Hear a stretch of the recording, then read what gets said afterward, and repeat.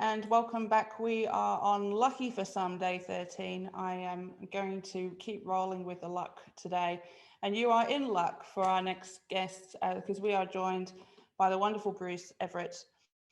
Bruce is the current CEO for Asia Pacific of the World Commerce and Contracting Association, who has 75,000 members in 185 countries. He believes that clients want to know how much you care before they care how much you know.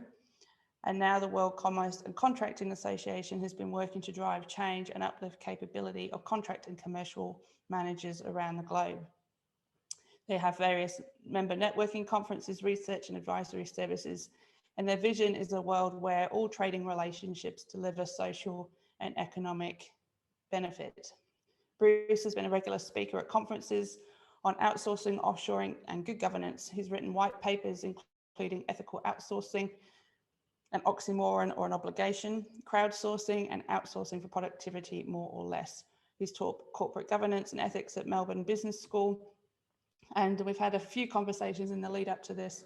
I'm really excited, Bruce, to see where you take us, because we've had a lot of conversations about the future over the course of the last 13 days. And one thing's for sure is that behind all of those conversations, whether you're talking about innovation or implementing new ideas or leading businesses, that behind most of those conversations lies a contract of some sort, whether it's a paper-based one or even just buying a pizza, as you said in your bio. So I'm going to welcome everybody and hand over to you, Bruce. It's a pleasure to have you, and let's open our mind about where we're going to go in the future.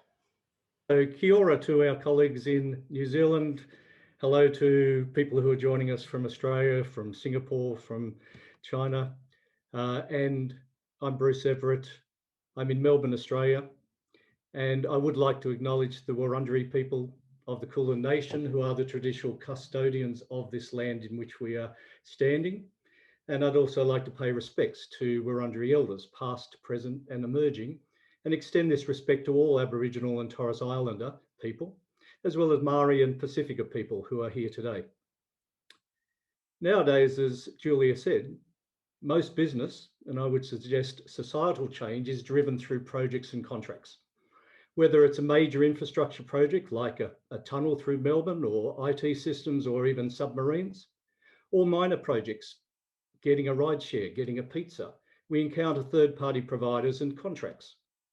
World Commerce and Contracting has represented members who are often accidental contract managers, project managers like me and Julia, engineers, finance people, Sue as well. So there's a whole world of accidental contract managers who really didn't have a home and a place to be represented and share good practice. So we've been doing that for over 20 years, and we're at the forefront of promoting things like agile and sustainable procurement, contract simplification, supply chain diversity, all terms that are very familiar for me, but may not be so familiar for you, unless you're trying to get a vaccine at the moment. And then you think, well, maybe supply chain diversity is a good idea, rather than relying on the EU to free up suppliers that are meant to be coming to us because we had a contract. Go figure. So we believe that each customer supplier encounter is really an opportunity to realize that vision of a world where all trading relationships deliver both social and economic benefit. So what, you may say? Well, like others at this VID21 global conference, we too in this world of commerce and contracting are change makers. We're future shakers, we're risk takers. And I believe that we can truly change the world, one contract and one relationship at a time. Why? Why do we need to do this? Unfortunately, it's because some of our contracts and some of the risk sharing and key performance indicators that underpin them are driving poor outcomes. Because the world is flat, according to Thomas L. Friedman, we've been outsourcing and offshoring for the past 30 years or so. Or here in Australia, we could go back to the first fleet in 1788, which was also outsourced. And we do it to benefit from scale economies and labour arbitrage and other things. But we've been putting all of our eggs in the one basket.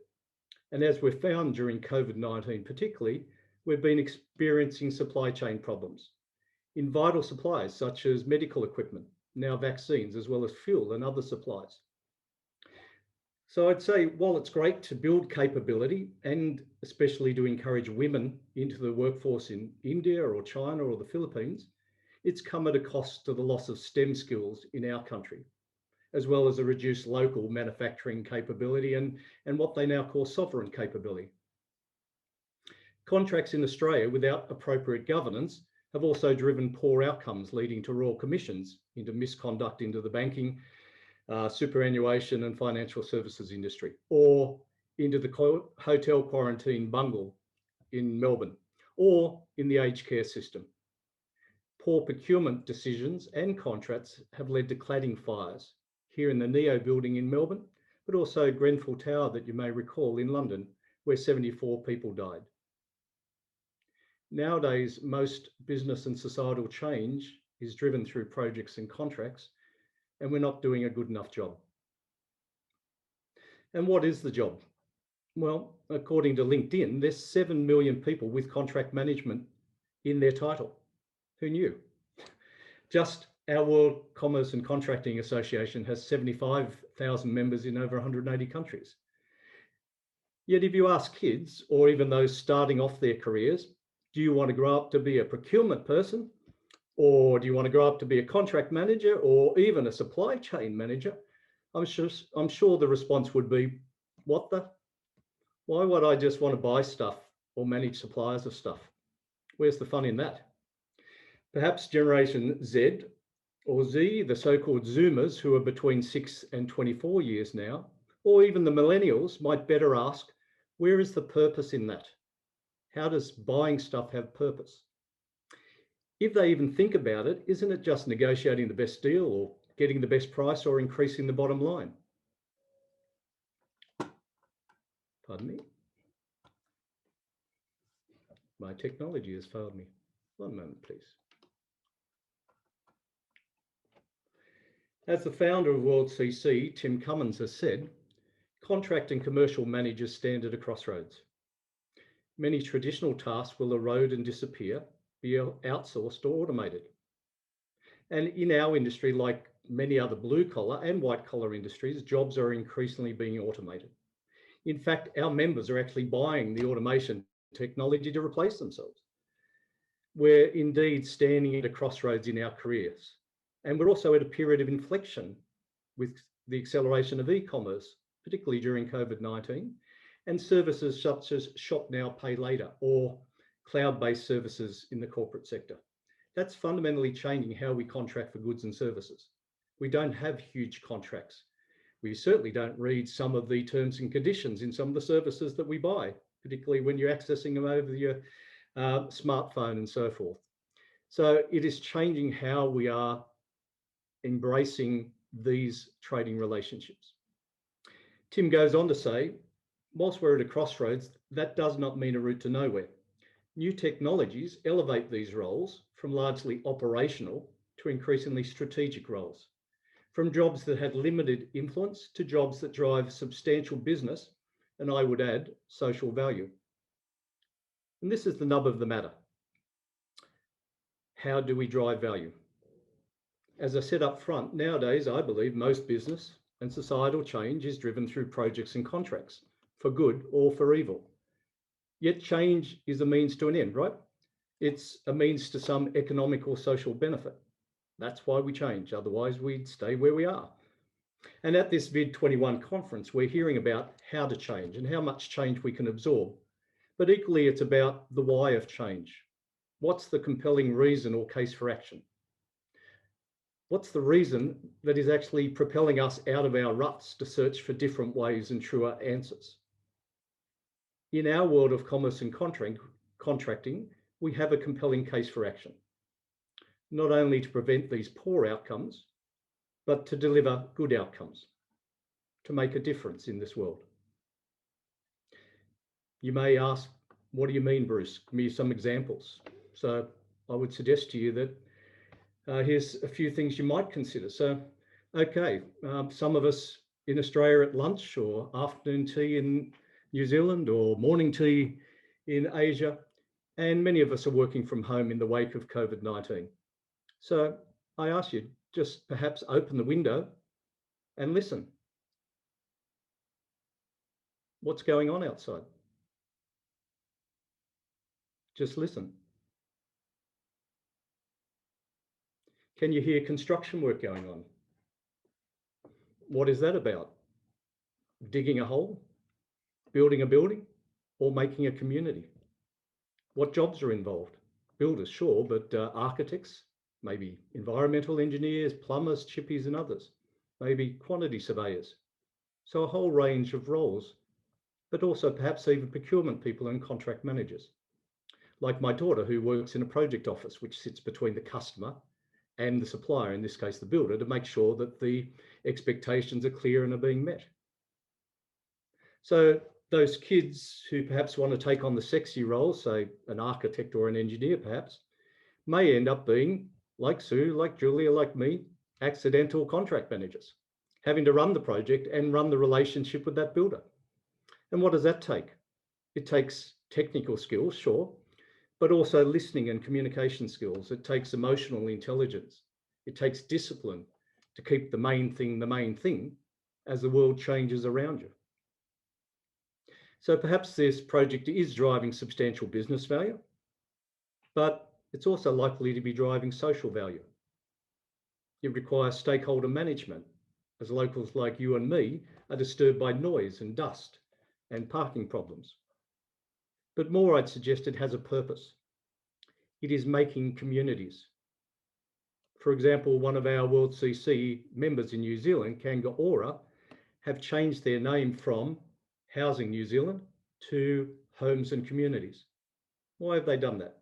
Well, it's a move that recognises that they're not just providing housing, but they're really about developing healthy communities. Their priorities include addressing homelessness and making homes more affordable for New Zealanders. And they do this through contracts with builders and their subcontractors. So if I was asked by kids, why is procurement a good role? Why is contract management something that has purpose? I'd say this is a role with purpose. Building communities, building healthy communities, supporting a government program of well-being is meaningful. It is changing the world, one contract and one relationship at a time. Listen outside your window again. Do you hear a siren? Perhaps an ambulance going past. What's that about? Our frontline health workers have been recognised for their vital role during COVID-19. But you and I have probably heard them say, but I don't have the proper protective equipment myself. They're protecting us and we can't even give them the equipment to protect themselves. This is also about procurement and supply chain. Our members like South Australian Health have worked with local suppliers such as the Detmold Group to supply PPE, personal protective equipment. Now, pre-COVID, Detmold Group was just a small supplier to SA Health. It supplied food packaging materials. But working with SA Health, they pivoted their manufacturing to make surgical masks and face shields and scrubs. Some of the 7 million people on LinkedIn with contract management in their title work to future-proof the local supply of PPE when global supply chains, mostly from Wuhan in China, were breached. Again, this is a good example of changing the world, one contract and one relationship at a time. Perhaps listen inside now. Hey, timely, hear the siren going past? So listen, maybe inside at the moment, if you have children, some of you may still have homeschooling. It's close to Easter and we're buying hot cross buns and we're buying chocolate Easter eggs. Do you hear the rustle of chocolate being opened? Who buys these eggs? Who makes these eggs? Does it involve child labour? A 2020 Macquarie University report, Not So Sweet, Chocolate, Slavery and Complicit Corporations, found that more than 2 million children under the age of 15 work in the cocoa industry in the Ivory Coast and Ghana. And many of these children are farm labourers, but others are also sold to farms as bonded labourers from neighbouring Mali. I'm currently involved in a LinkedIn debate with one of our members about the dilemma of shifting demand to certified chocolate and potentially shifting work away from these suppliers and from children. And the question I was asked was, well, the issue is poverty. Africa suffers deeply by poverty, forcing children out of school and into work. My question I was asked, by boycotting these companies and subsequently reducing their profits, will they likely find another means of survival and another means of child exploitation that could be potentially more harmful? And she goes on to say, I feel like we may not be solving a problem, we may just be moving it. Wow, this is a dilemma, isn't it? This is what we face. Perhaps being a procurement person is not only not sexy, but it also involves hard decisions, ethical decisions, which seek to balance the triple bottom line of profit, planet, and people. As John F. Kennedy famously said in the time of the baby boomers, we choose to go to the moon in this decade and do the other things, not because they are easy, but because they are hard. Because that goal will serve to organise and measure the best of our energies and skills. Because that challenge is one we are willing to accept, one we are unwilling to postpone, and one we intend to win, and the others too. This too is the crossroads which our world of commerce and contracting is facing. We are making buying and supply decisions which have both short and long-term impact and do seek to balance economic and social value. Accidental contract managers, perhaps like you, are making these hard decisions and changing the world, one contract and one relationship at a time. We choose to do this because it's not just about the letter of the contract, but it's about the spirit of the contract. It's about buyer and supplier relationships rather than just rules. We choose to do this not because being a procurement person is particularly sexy or an obvious career choice for money or for purpose, but because it too will serve to organise and measure the best of our energies and skills. Because that challenge is one we are willing to accept as well, one we can't postpone, and one we intend to win, and the others too, whether they are modern slavery, environmental protection, or indeed procuring and supplying the next generation of space vehicles. Like others at this VID21 global conference, we too are change makers, future shapers, and risk takers. As Gandhi said, be the change that we want to make in the world. We believe that we can change the world, one contract and one relationship at a time. Thank you. Thanks so much, Bruce. I don't know where to start. Well, I do know where to start because it's a fascinating conversation. I know we've spoken about it a few times already, and I'm interesting in the chat already about, Sue's comment is that she's so proud of the Whitaker's brand, who were first certified fair trade supplier in New Zealand, bringing child labour to our collective awareness, but then went on to say, good point, is boycotting necessarily going to address the issue itself? And it is food for thought, but we have to change. Like, if we don't make small changes, nothing will change. I think that's the certainty I have. Certainly, that's my encouragement, to eat these elephants. And there's multiple elephants in small bites. One contract, one relationship. SA Health with Detmold Group was one good relationship which set the example for others. And from this, hopefully, big things will grow. There's been a few conversations earlier in today about 21st century leadership and leading with social awareness and authenticity, and we're seeing even in conversations that we had with Yasmin Paul earlier in the week around the rising voice that particularly the youth of the world have. Yep. How do we start to shift this conversation? Because I have to admit, in my 20-odd years, or 25-odd years of managing projects, the contracts are sort of the thing that I was given, you know, that had decided before I even get my hands on the project. And how do we start to sort of join those two conversations? Because we've got one end of town, I think we've got the experienced leaders that, not wanting to generalize, seem to see contracts as a mechanism of doing business. At the other end of the scale, we've got the youth in society that are looking and asking for people to be more socially aware. How do we start to bridge that gap, do you think? And apart from one contract at a time, what can we do? I think it's this awareness, and really what I was trying to do through this talk today was to help us to all understand that we're involved in this world of contracts and trading relationships, and we do have an influence at a retail end. What we pay for jeans makes a difference. What we pay for fish makes a difference. So we can do it at a personal level, and we can do it at a corporate level. But certainly my encouragement to our members is it's about having the courage of your convictions. It's easy just to follow the existing contract. It's easy to take the risk-averse path and not have to think about, well, is there great risk here? And maybe we could do it differently and not incur too much more risk. In fact, maybe reduce the risk and get a better outcome. So a lot of it is this leadership, as you're saying, Julia. How do we encourage people who fall into this, that it's less about technical skills of how do you draft a contract or how do you negotiate a contract.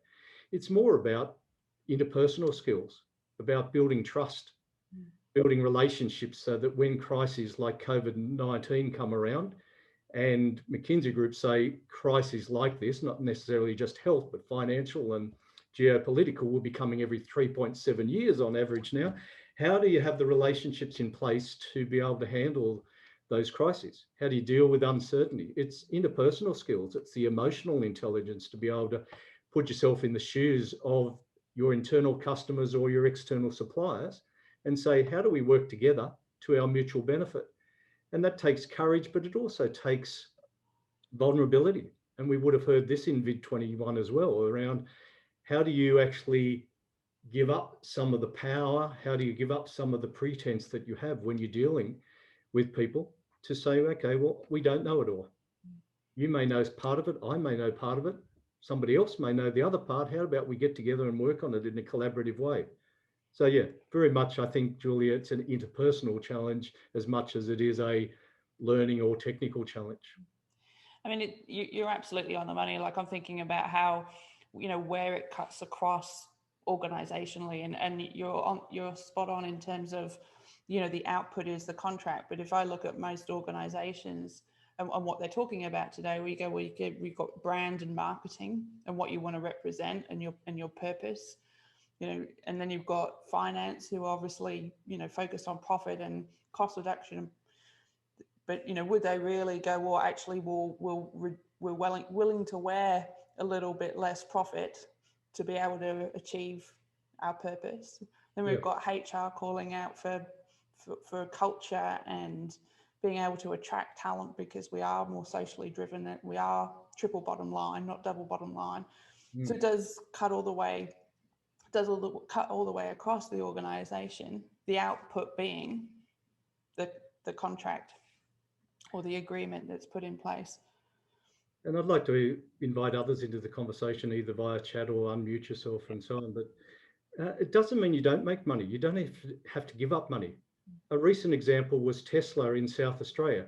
South Australia over the last few years have had major problems with their power supply. They've had brownouts and blackouts, and they had no contingency because they were relying on other states really to supply their power.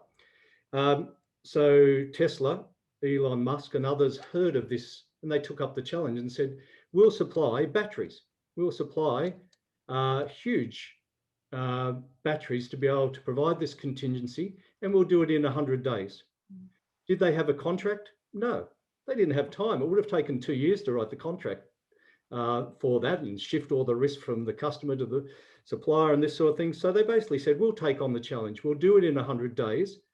And if we do it in 100 days, you'll pay it for us. And they pulled it off. The social outcome is South Australia's power supply is stabilised, as well as has that contingency. But interestingly, the ability to shift load between traditional power distribution and the battery system has allowed them to be more efficient, to save money, to pass on savings back to the customers.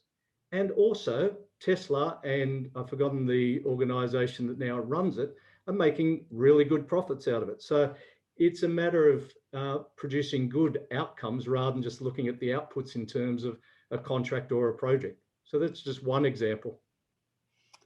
Karina said, working with purpose is essential to be an urgency to the change needed. Is this just my need for certainty? If it is necessary, how do we make change happen faster?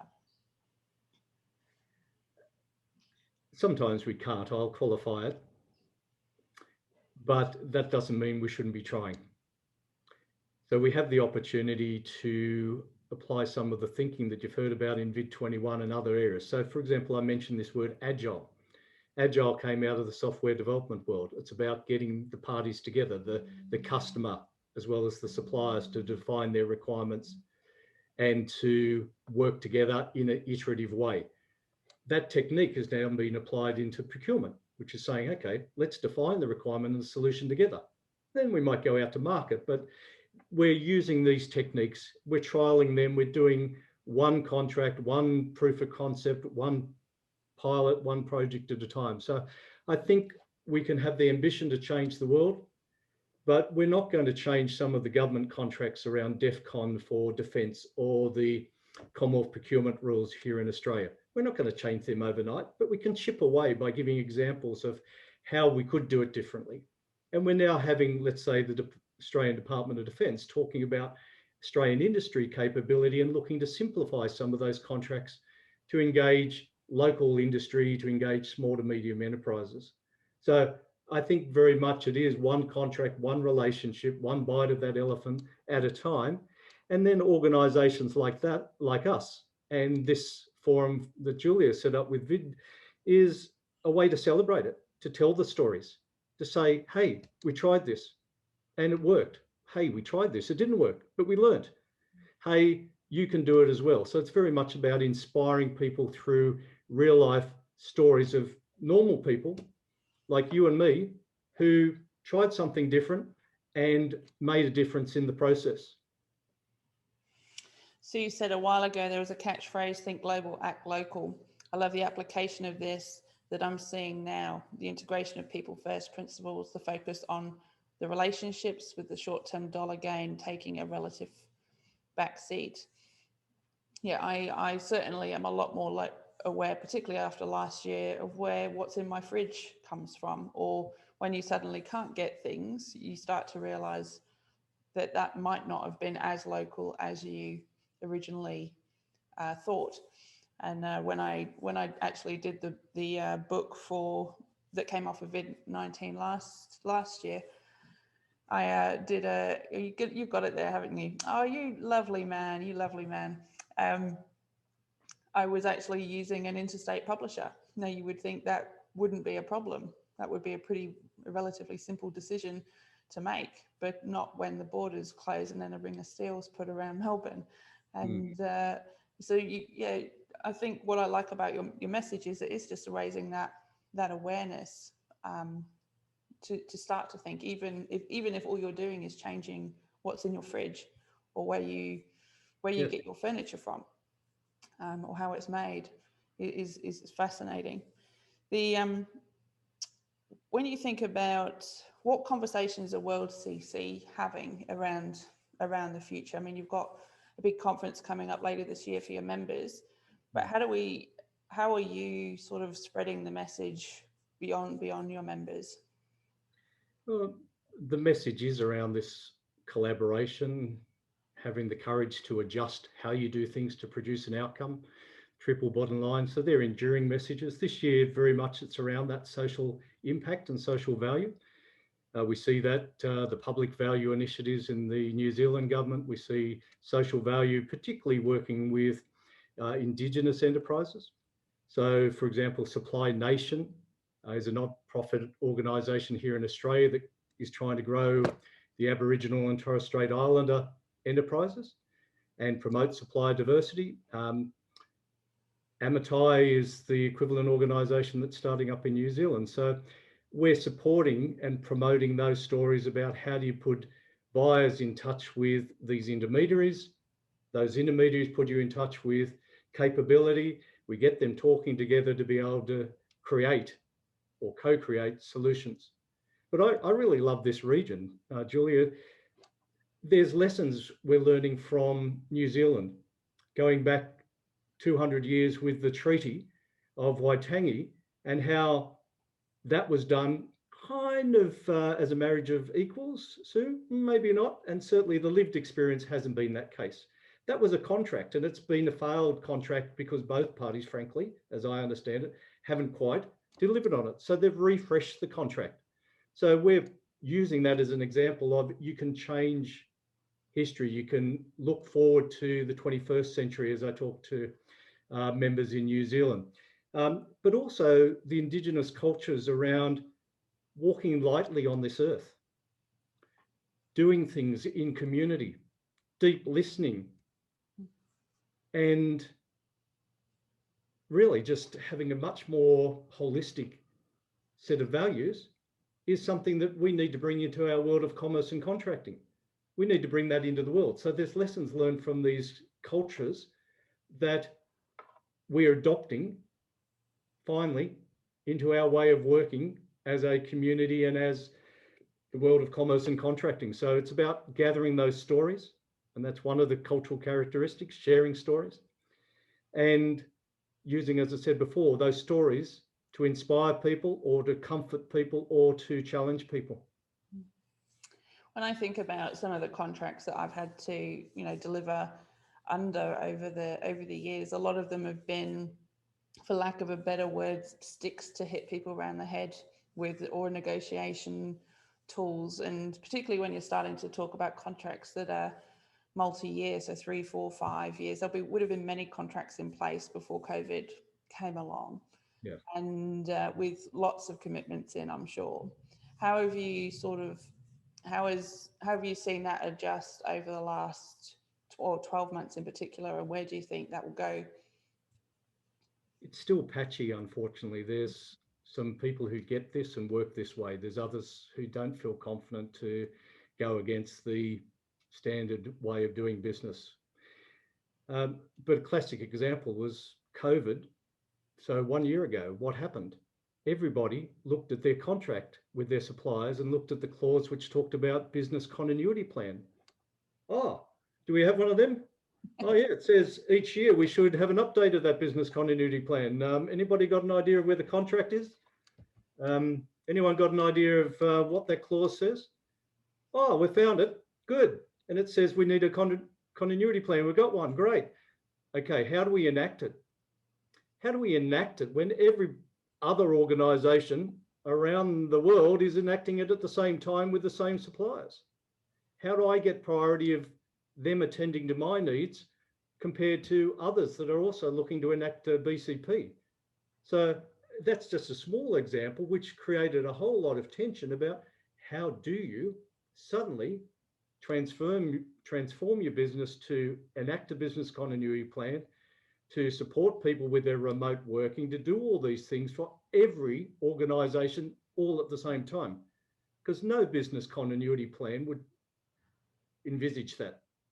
Unless you're in Wellington, New Zealand, for example, where there's, Christchurch, New Zealand, Sue, where there's been earthquakes and you know that a whole city can be impacted at the same time. And increasingly, that's what we're finding with business continuity plans. It's no good to have a backup centre in the same city. What's the point if that city is taken out either because of, unfortunately, earthquakes or floods in New South Wales at the moment, or by geopolitical or social unrest, which closes down a CBD? So this is the whole issue of supplier diversity, but it includes diversity of your backup arrangements as well. So that was just one example where the contract kind of helps, but it's all about the relationship that you've established beforehand to be able to ask for a favour when you need it and say, we'll look after you. Don't worry about the contract. You look after us, we'll look after you. we're here for the long term together. So there's plenty of examples of that. COVID's keeps bringing these examples up of a need to be more flexible, a need to be able to be more collaborative, to work together around the problems that it's bringing up.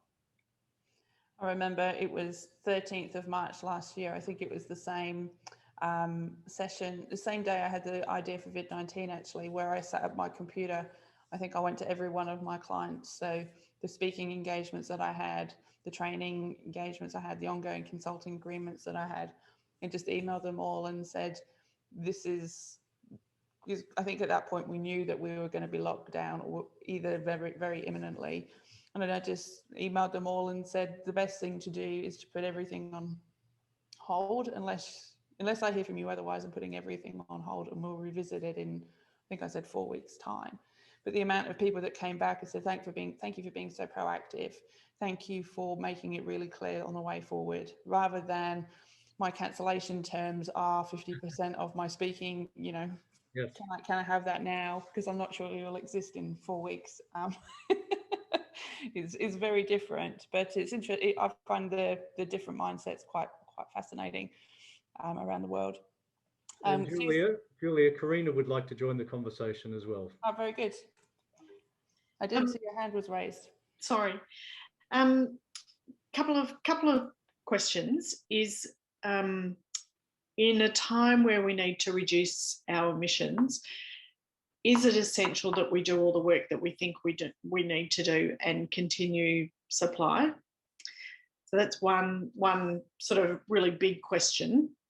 And then another one is, you know, in Australia, where we're having unrest at the moment in our political scene, and there's questions on how women are treated, our patriarchal society, and, you know, mates, you know, the club and what have you. Even if you look at the participants here, the ratio to male to female, you know, the females who are saying, how can we do this differently, is quite telling. Can you help me? Help me understand how the world could be a better place. Can you help me, Karina? I blogged yesterday about campaigns for diversity, campaigns for preventing harassment, sexual abuse, black deaths in custody. All are necessary to change public thinking. But I called out that I realised I had to change my private thinking. I had not enough awareness of some of these issues. I have more awareness through a conversation I had Friday night with friends, where I shared with them that I was subject to grooming as a boy, as a child, and how now as an adult it's affecting, well, not, I'm aware of the impact that it's had on me. So he said, my Indian buddy mate said to me, well, Bruce, I know of somebody who experienced sexual abuse and his story was horrific. And I thought, oh no, Sharon, I'm now pigeonholed as a sexual abuse victim. I'm now pigeonholed as, that's all you're going to think of me. You're going to define me as this person. And he said, and you'll appreciate this, well, Bruce, that's what I experience every day as a coloured person, or as a female, or as a gay person. With a disability or with a disability, exactly. So I think it's, you know, this is a huge challenge. I think we have to be aware of our own thinking and how we bring conscious and unconscious biases into these conversations. So I get it intellectually that we shouldn't be bringing people into Parliament House and abusing them. I understand that intellectually, but until I actually realised, hey, I'm being stereotyped as a person who's been groomed as a kid, I didn't kind of feel it as much. So somehow I think, Karina, perhaps it's just sharing these stories as we've been hearing, painful as they are, as part of the healing, but also as part of the ability to touch people and say, no, this is unacceptable. I'm actually unacceptable in my attitudes and I have to change it. It may mean I march, or it may mean I just call out on LinkedIn as I did, hey, that was a situation that opened my eyes, or we may just keep it to ourselves. But I think, again, I use this tag of one contract, one relationship at a time. I think it's one person, one attitude, one step forward is part of the way of doing this societal change. We also know that a group of committed people can make the change happen, and we're seeing that people aligning around issues and causing change. But yeah, it's a huge challenge. So I don't know. The first question was about how do we change kind of supply and so forth, and I think it's about changing the engine while the plane's in flight. We can't afford to stop. Australia and New Zealand were phenomenally brave, I think, in terms of saying we're going to turn off the economy for a period of time because health matters more. Wow, that's because normally this is a huge trade-off. And I think this is the thing that we're facing here with all these things. Can we afford to turn it off and kill a whole lot of small to medium enterprises and so on? Or can we turn it progressively off with some stimulus packages or some support schemes in place? It's a huge political and practical consideration about how do you do that well. And we don't do it particularly well. But again, people who are listening to VID21, people who are part of our global member association are now more aware of these issues. So we have Inspiring Women as part of a program within our member base where we celebrate women in our industry. What about bloody men, I say? What about us? Aren't we inspirational? Well, yeah, we are, but it's also about how do we recognise and increase the contribution of women and other people within our association. So it's opening all of our eyes progressively, I think. And we're fortunate here in Australia again and in New Zealand and in Asia that we're popping out of COVID in a positive way, and we've got the opportunity to say, hey, let's not just breathe a sigh of relief and say, great, let's go back to normal. We're making choices about what we do now. What do we keep from the past? What do we change? And what do we drop? So I think it's a really good time. And Julia, your timing is actually immaculate on this, which is we now need to think about what's next. And it's the new normal, as they say, but it's not just carry on as we were. We had a really interesting conversation with Yasmin Poole earlier this week around particularly government policy and, you know, what's better, being an activist or being an advocate, and which one gets the most traction. And I'm going to paraphrase her answer, but I'm not going to do it justice.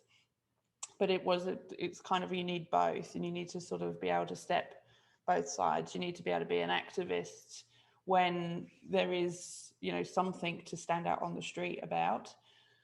And that we need that visibility to be able to raise awareness, but you also need the people behind the scenes that are advocating for change, that are doing things like one of the things she recommended is like, until diverse groups start to write policies, and the answer is that those policies will be written and represent the people they're written by. So if they're written by middle-aged white men in Canberra, no disrespect to that group of people, then the contracts will most likely represent them.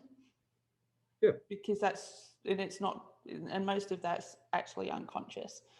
So what can we do to start to write contracts that may consider the things Karina mentioned, you know, the difference of opinion on the different ways gender interprets things, or people, how do we consider disability, etc. So yeah, I think I could talk about this for much longer than we have. Are you going to make one more comment, Bruce? May I? Yes, go for it. Really good segue to the fact that we're actually working to encourage contracts that aren't written by lawyers for lawyers. not written for the things that go wrong but could go right. So you may not have heard, but there's a whole body of knowledge, including from Dr. Camilla Anderson out of the University of Western Australia, on cartoon contracts. So actually doing cartoons. And Oricon, a local global engineering firm, did that because dealing with Indigenous workers or dealing with people who didn't have English skills, they needed to represent the work in pictures, which were easily understood. And those contracts now have gone from employment contracts for people who are disadvantaged to everybody in the organisation, to the chief executive, now have cartoon contracts as their employment contracts. So, and the courts accept them. And a picture tells 1,000 words. So they're much smaller than 150 pages of rubbish. Yes. So yeah, there's ways that that's also coming in. And again, we're getting better contracts because of the problem that it's solving. Can I just add in there? They're called visual contracts. And I'm on the local government community advisory panel. And we've just made submission to our council that that they're done in that manner, that our plans are actually done, that are accessible to all of the communities, so that everybody's engaged in them, not just council workers. Camilla, please reach out and connect to me via LinkedIn, because I'd like to see if we can showcase that as a case study in our conferences or an Innovation and Excellence Award. So let's tell that story that all local councils, selectively, it doesn't fit for everything, but where it fits, be brave, use it, it's better. Yeah, a good friend of mine. Can you do that with me as well, please? I'm just going to jump in here. This is a great conversation. So one of the things that, so I've been part of the COVID-19 project, very topical, for an organisation here who works with businesses who develop research and development. So a lot of them were really hard hit. So we uplifted a whole lot of support products around that. But one thing that I've learned through this process as well was so for our Māori businesses, and that is Māori run enterprises, the colonialist systems that were in place were prohibitive for them, for many of them, so that's a huge shift that is occurring. I think that transition is going to take about a decade at least, but it's got traction now, and it's the awareness is there, which is fantastic. To go to Gemba, like saying, and like Yasmin said the other night, is go out and actually talk to folk about, hey, here are these things out here, how do we make this accessible for you? And this, as you say, as you called out, Karina, this applies to anybody. It's people with impairment, it's across the board, right? One thing I would like to bring to your attention, if you are interested, was Ngāi Tahu, who, so that's NGAI, new word, TAHU. So a brilliant case study in tribal success. And they were the land claims here, they got their payout there, and they cover a huge area of the South Island. Now, the key difference with them is, I'm going to really simplify this, so I hope I do it justice, but they, the way that they have built the capability of their people, and the way that they have integrated knowledge was unique at the time. So this is all pre-COVID. They built into their contracts, so they identified the skill gaps. We have this money, we want to build our investment, and we want to include our people and build our people up, right? Some of their key values, again, simplification and out of my mouth. And so they built into their contracts, if you, so for example, I come in as a project manager to, I don't know, implement an accounting system. Yep. I partner with the relevant people in the organisation to transfer my knowledge as I am doing the delivery. Nice. And in that way, build the capability. So completely different from the current consulting model, right? And something I embrace wholeheartedly, because this is the way that us project and change professionals work anyway. So it is a brilliant case study. I can find it and share it if yes, people are interested. And I've popped in a link in the chat about the visual contracts. Thank you. Oh, great, thank you. Thanks so much. We're going to have to wrap it up. As much as I want this conversation to continue, it gives me hope. It gives me hope when I hear how things are changing. And sometimes when you can't see the elephant, you have to focus on the bits that are already being eaten. And I think it's great to see so many and hear so many stories. So Bruce, thanks so much for your insights. To Sue, Karina, Vanessa, thank you for sharing your stories as well. Vanessa said, thanks Bruce for sharing great information. Following the norm has not been an easy option for too long, or has been an easy option for too long. Let's hope there are a few brave to step up and stand up for what is right. And the good they believe in will slowly change the thinking of those around them. The easy road is not the most satisfying, which I think is a wonderful way to close. So Bruce, it's been wonderful to get to know you over the last few months. I know we will continue talking. And so thank you for your contribution to VID21. And